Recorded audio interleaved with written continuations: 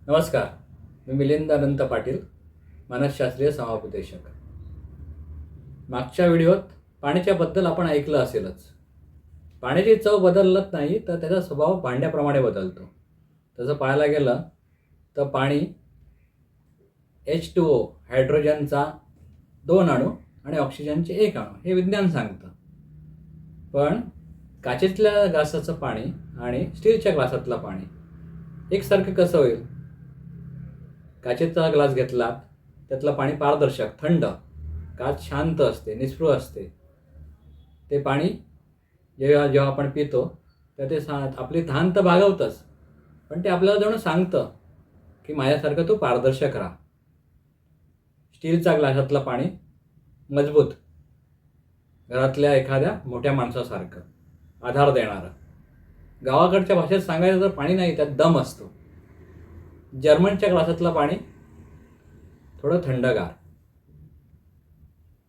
त्या ग्लासात जर आपण पाणी ओतलं तर 5 मिनिटात त्याच्यातला गारवा वाढतो. मातीतल्या भांड्यातलं पाणी म्हणजे पृथ्वीला हात धरल्यासारखा अनुभव, नॅचरल सुपर पॉवर. पाणी ते केवळ गार नसतं तर त्याला ऊर्जासुद्धा मिळते निसर्गाची. मनातली चिडचिड, उष्मा हे सर्व त्यामुळे खाली बसतं.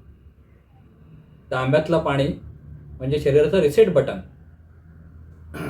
ते पाणी प्यालत का दिवसभर तुम्ही फ्रेश आहात हे कळत जाईल तुम्हाला.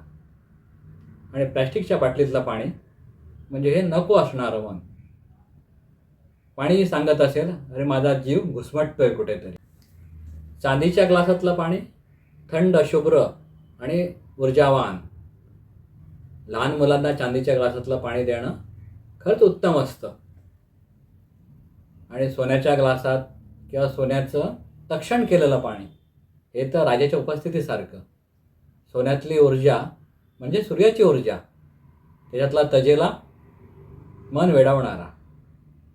खरं काय, पाणी नाही बदलत तर आपला स्पर्श आणि भांडं त्याला रूप देतं आणि शरीर त्या पाण्याला ओळखून घेतं, स्वीकारतं.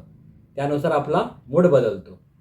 कारण पाणी एकच सांगतं, मला कुठे ठेवलात आणि कसा स्पर्श देता, कोणत्या भावनेने पिता यावर तुमचं अर्ध आरोग्य ठरतं.